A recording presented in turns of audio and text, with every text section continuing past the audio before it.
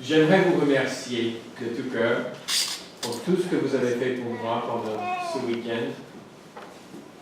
Et le lien que nous avons en Christ, c'est une bénédiction extraordinaire.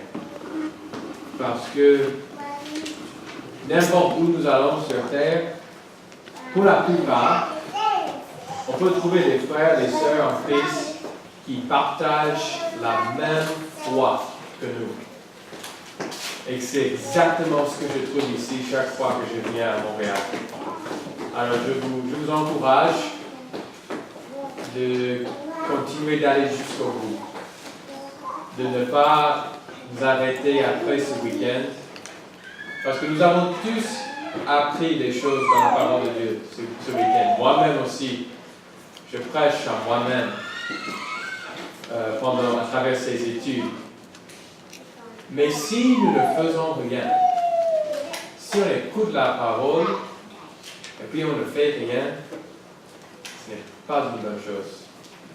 Ce n'est pas une bonne chose. Dieu veut qu'on mette sa parole en pratique. Celui qui entend les paroles de Jésus et les met en pratique, ça c'est vraiment un serviteur de Dieu. Là. Alors qu'est-ce que nous allons faire demain, ou aujourd'hui même, après avoir quitté cette salle? Qu'est-ce que nous allons faire? Ça peut commencer même avec des petits pas. Mais est-ce que nous allons être le flambeau, la lumière dans ce monde? Ça, c'est la question la plus importante. Mais ce matin, notre sujet, c'est un peu différent. Parce que, nous allons regarder le sujet de justification. Philippiens chapitre 3. Et la justification, c'est très important pour nous en tant que chrétiens. Qu'est-ce que c'est que la justification? En ce qui concerne le sujet de justification, il s'agit de notre identité spirituelle en Christ. Et parce que si mon identité se trouve dans les autres choses, dans ce monde, mon travail, ma race peut-être, ma langue, mon apparence, tout cela n'importe rien sur le plan spirituel.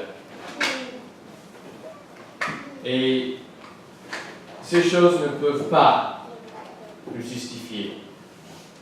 Tout cela n'importe rien. Et nous allons apprendre comment nous sommes justifiés ce matin. Et quand on se rend compte de ce fait, on peut se contenter de ce qu'on a dans toutes les situations qui se présentent dans cette vie. Et on peut être joyeux aussi, à la fois, en même temps.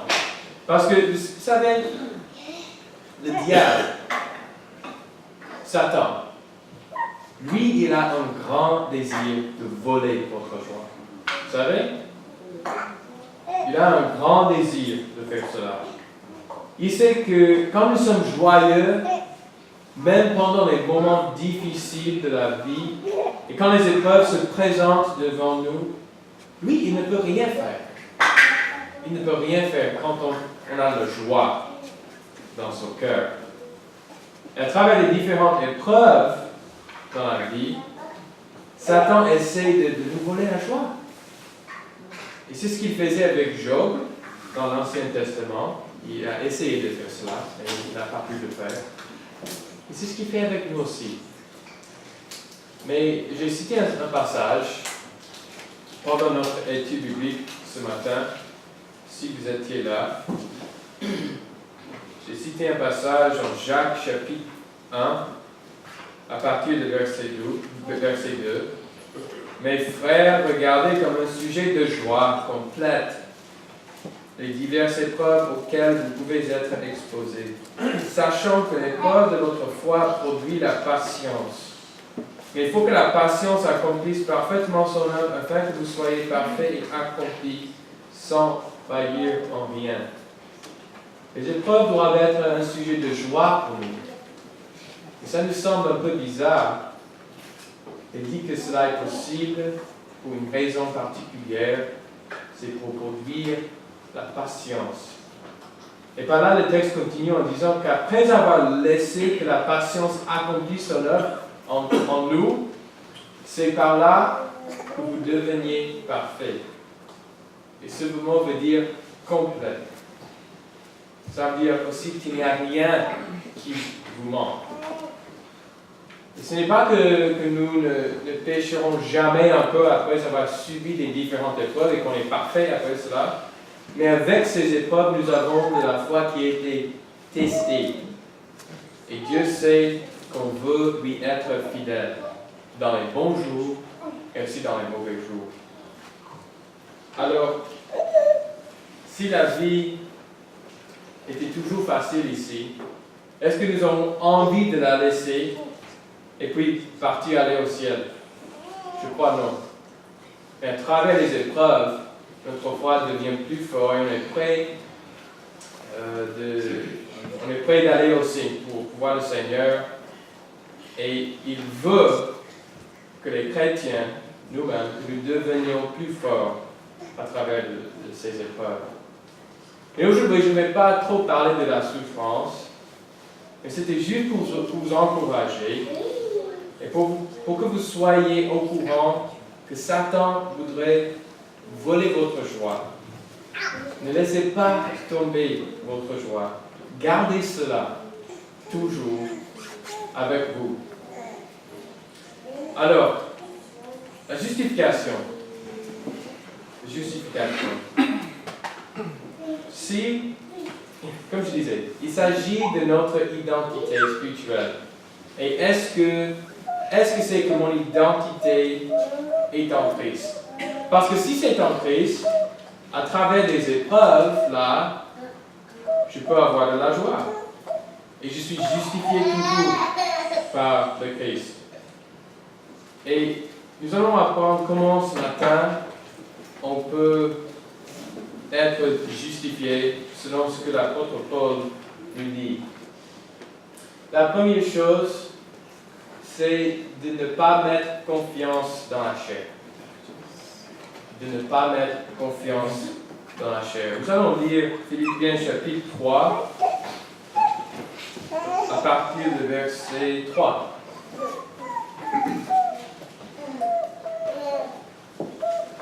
Car les circoncis, c'est nous, qui rendons à Dieu notre culte par l'Esprit de Dieu, qui nous glorifions en Jésus-Christ, et qui nous mettons en point notre confiance en la chair. Mais si cependant j'aurais sujet de mettre ma confiance en la chair, si quelqu'un autre croit pouvoir se confier en la chair, je le puis bien davantage. Moi, circoncis le 8e jour de la race d'Israël, de la tribu de Benjamin, hébreu né d'hébreu, quant à la loi pharisien, quant aux zèle persécuteurs de l'Église, irréprochable à l'égard de la justice de la loi. Mais ces choses qui étaient pour moi des gains, je les ai regardées comme une perte à cause de Christ. Au verset 3 et 4, Paul nous dit que si quelqu'un avait la capacité de mettre confiance dans la chair, lui, il avait le droit de le faire le plus. Et de toute façon, Paul commence à se vanter en quelque sorte ici, dans ce passage, de sa vie dans le passé, dans le judaïsme. Et il mentionne tous ses accomplissements et tout ce qu'il avait fait dans la chair, il dit. Il dit qu'il était circoncis le 8e jour. Il était de la race d'Israël, de la tribu de Benjamin. Il était un hébreu né d'hébreu. Quant à la loi, il était pharisien. Ça veut dire qu'il était le plus puissant, ils connaissent mieux la loi que tous les autres Juifs. Quant aux zèles, ils persécutaient l'Église. Et pour lui, on le connaît pour cela. Les gens connaissaient Paul pour sa persécution avant qu'il soit devenu chrétien. Pour cette raison, les Juifs étaient fiers de lui. Il allait de ville en ville pour faire du mal aux chrétiens. À cet égard, il était exemplaire. À l'égard de la justice de la loi, il dit qu'il est irréprochable. Ça veut dire qu'il ne prenait jamais l'opportunité de violer la loi. Même les commandements les plus petits, il connaissait ces commandements et il y obéissait parce qu'il était irréprochable. Si vous mettez votre confiance dans la chair, votre liste ne sera pas la même que l'apôtre Paul, mais peut-être que ce sera quelque chose comme la liste suivante. Disons que j'ai une liste comme ceci, pas comme Paul, et peut-être que je note sur ma liste ce que j'ai dans la chair. Je dis, en ce qui concerne mon travail, j'ai un boulot extraordinaire. Je gagne beaucoup d'argent, je voyage partout, et tout le monde me loue pour le travail que je fais à mon boulot. En ce qui concerne mes biens matériaux, j'ai 3 voitures, toutes neuves, qui sont tous des voitures de Mercedes-Benz, je ne sais pas. En ce qui concerne ma maison, elle est si grande, elle est si belle, je me dispose de 10 chambres, 7 toilettes, une piscine énorme. Vraiment, c'est un palais. Vous voyez, aujourd'hui, notre liste peut être différente par rapport à celle de Paul, mais on peut faire la même chose. Parfois, on dit que si je trouve un bon boulot, là, je serai heureux. Et je vais trouver de la vraie joie. Ou bien, on dit, mais si je peux avoir une meilleure voiture, ou bien quelque chose de matériel qui me manque, c'est par là que je trouverai le bonheur. Mes frères et sœurs, notre joie et notre bonheur ne viennent pas des choses de la chair. Ça vient de Christ. Et notre identité se trouve en Christ, pas dans les choses de la chair. Regardez ce qu'il dit au verset 7. Mais ces choses qui étaient pour moi des gains, je les ai regardées comme une perte à cause de Christ. Quand on meurt, on ne peut pas porter avec nous les choses de ce monde. On laisse tout ici. Alors qu'est-ce que nous devons chercher? Qu'est-ce que nous devons chercher? Bon, ça c'est le deuxième point. Nous devons chercher à connaître le Christ. Ça c'est tout ce qu'il nous faut. Connaître le Christ. Connaître le Christ. Il nous dit, verset 8, et même je regarde toutes choses comme une perte, à cause de l'excellence de la connaissance de Jésus-Christ mon Seigneur, pour lequel j'ai renoncé à tout. Et je les regarde comme de la boue, afin de gagner Christ. Et d'être trouvé en lui, non avec ma justice, mais celle qui vient de la loi, celle qui vient de la loi, mais avec celle qui s'obtient par la foi en Christ. La justice qui vient de Dieu par la foi, afin de connaître Christ et la puissance de sa résurrection et la communion de ses souffrances, en devenant conforme à lui dans sa mort, pour parvenir, si je suis, à la résurrection d'entre les morts. Alors, il nous dit de connaître le Christ de 3 façons différentes. Qu'est-ce qu'il dit? La première façon, c'est de connaître, pour connaître Christ, c'est connaître la source de votre justice. Pardon, je n'ai pas bien fait là. Votre justice et valeur. Où est la source de votre justice et de votre valeur? Pourquoi cela a été important de connaître la source de notre justice et valeur? C'est tout comme je viens de vous décrire au premier point. Si on compte sur les choses de ce monde, nous serons déçus. nous serons déçus chaque fois. Et nous ne serons pas du tout justifiés. Mais notre valeur vient de la connaissance de Christ. Une connaissance de deux parties. Bien sûr, on connaît des faits sur le Christ, on connaît des faits sur sa vie, tout ce qu'il a enseigné et tout cela.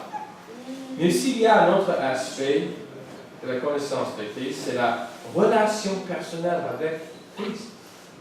Êtes-vous un ami de Jésus-Christ?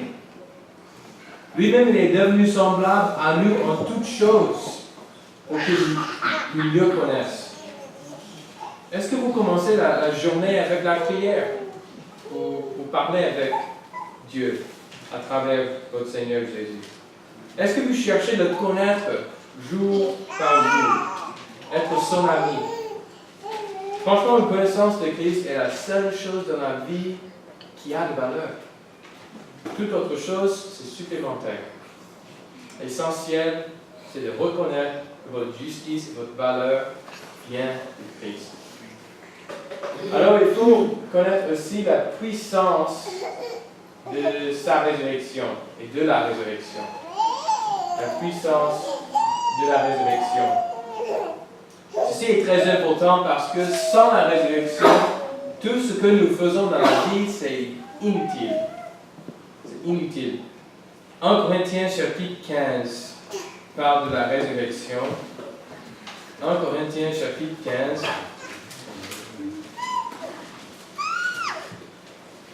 À partir du verset 12. S'il n'y a point de résurrection des morts, Christ non plus n'est pas ressuscité. Et si Christ n'est pas ressuscité, notre prédication est donc vaine, et votre foi aussi est vaine. Il se trouve même que nous sommes des faux témoins à l'égard de Dieu, puisque nous avons témoigné contre Dieu qu'il a ressuscité Christ, tandis qu'il n'aurait pas ressuscité si les morts ne ressuscitent point. Car si les morts ne ressuscitent point, Christ non plus n'est pas ressuscité. Et si Christ n'est pas ressuscité, votre foi est vaine. Vous êtes encore dans vos péchés.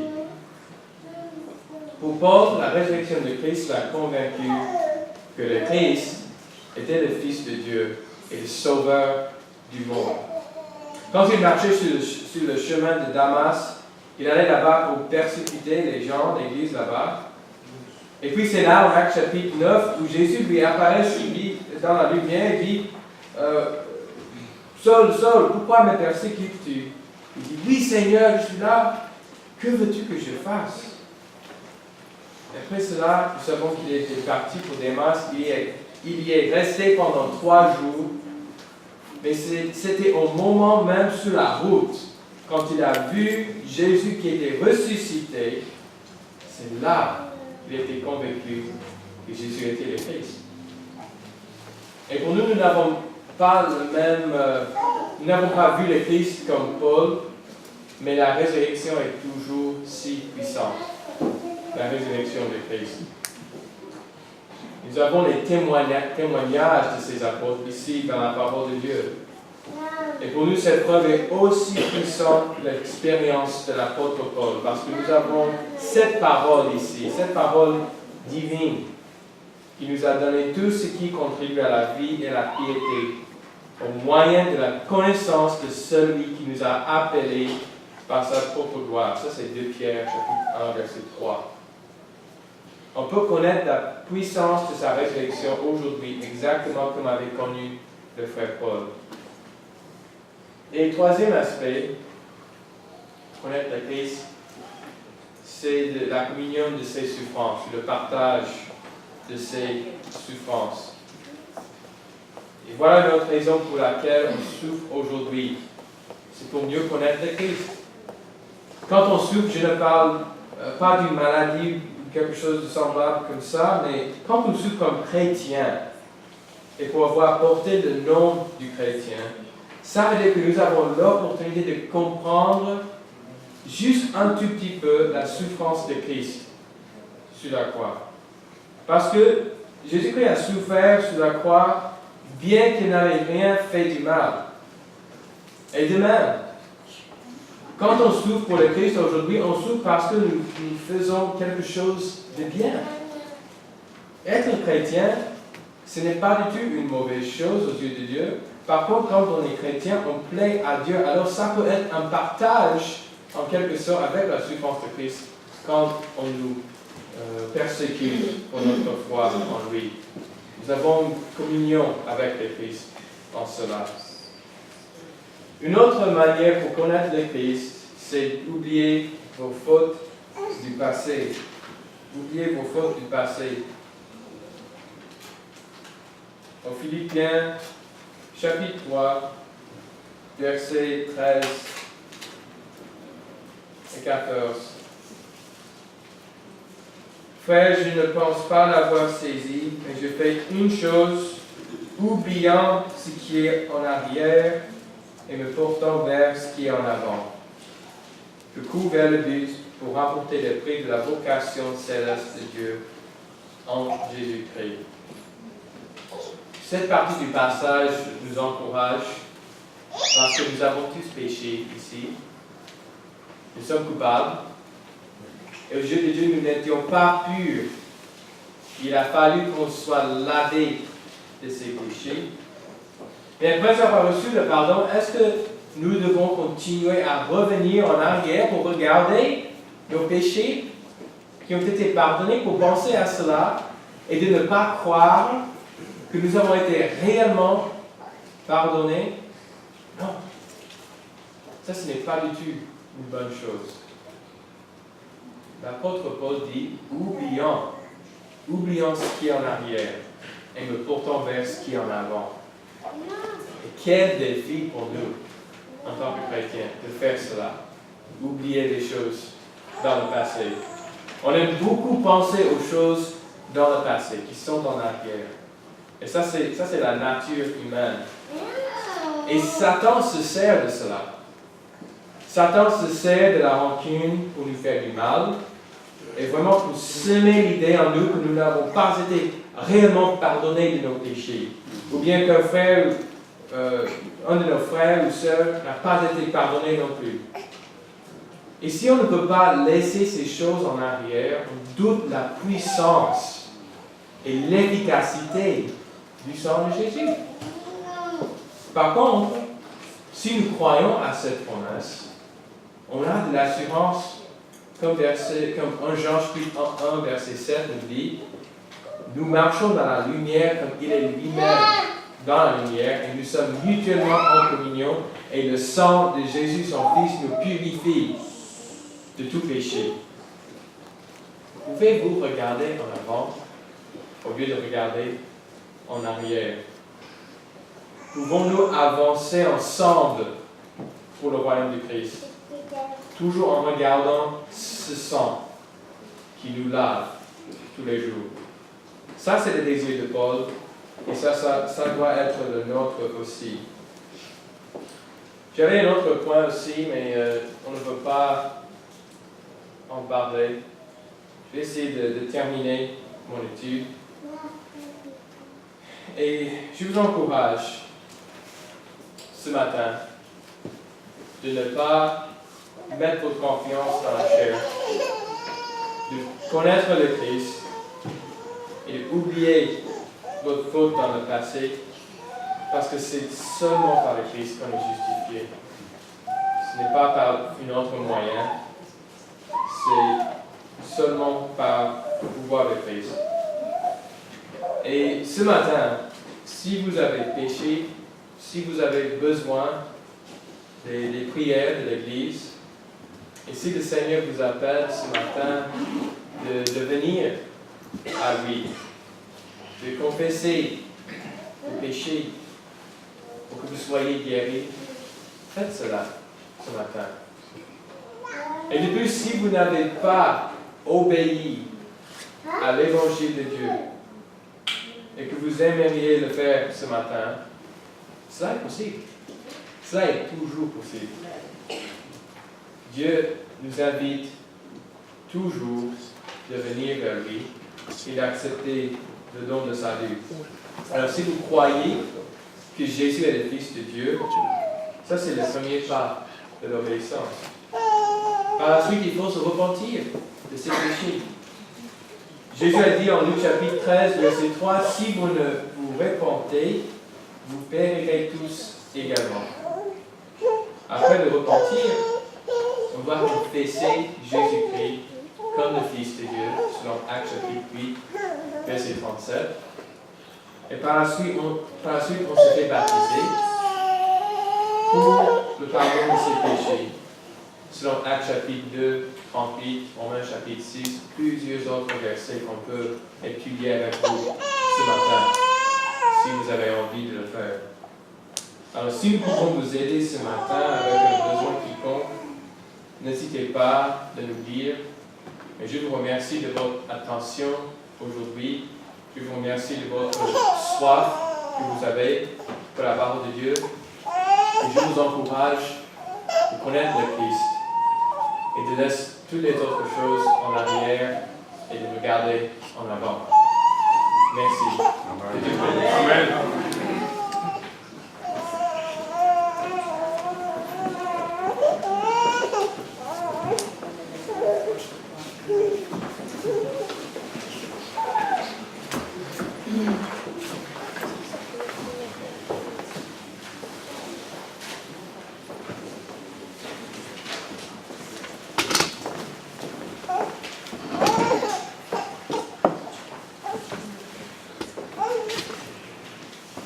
Nous remercions Aaron pour la parole de Dieu qu'il nous a apportée ce matin. Et parce que le Seigneur s'est servi de lui comme courroie de transmission afin de nous apporter cette parole. En espérant que cette parole, quand nous avons été en fertile, qu'elle va porter des fruits. Avant de chanter notre chant d'appel, j'aurais une question à poser à l'assistance ici. Si hier vous étiez décidé, où penserez-vous que votre âme serait aujourd'hui? Ou à l'instant même hier? Où serait votre âme?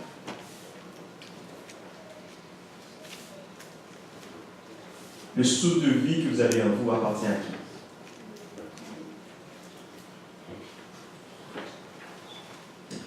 Je laisse à votre entière réflexion. Pour cela, s'il y a quelqu'un qui veut venir servir à Christ, le moment est ici présent. Le Seigneur est ici dans cette salle, il est juste à côté de vous. Il est en avant de vous, à côté de vous, en arrière de vous, il est partout.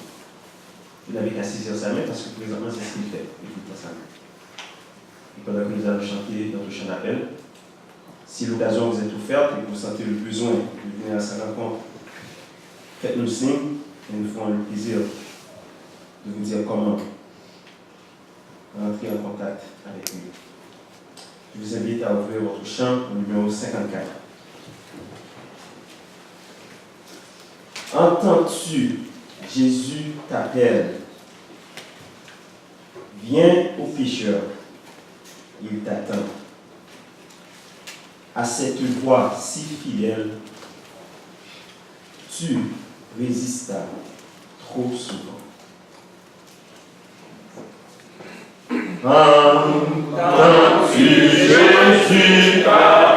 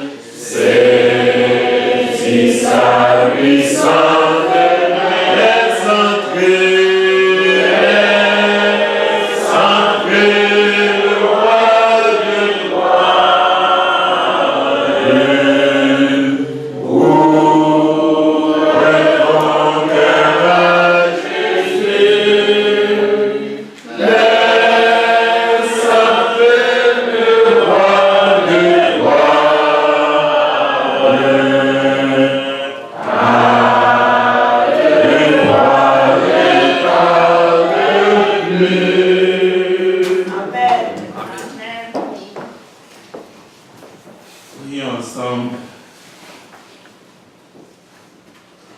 Père éternel, Père de gloire, nous voici tous devant toi ce matin. Nous te demandons par ta grâce irrésistible d'attirer toutes les âmes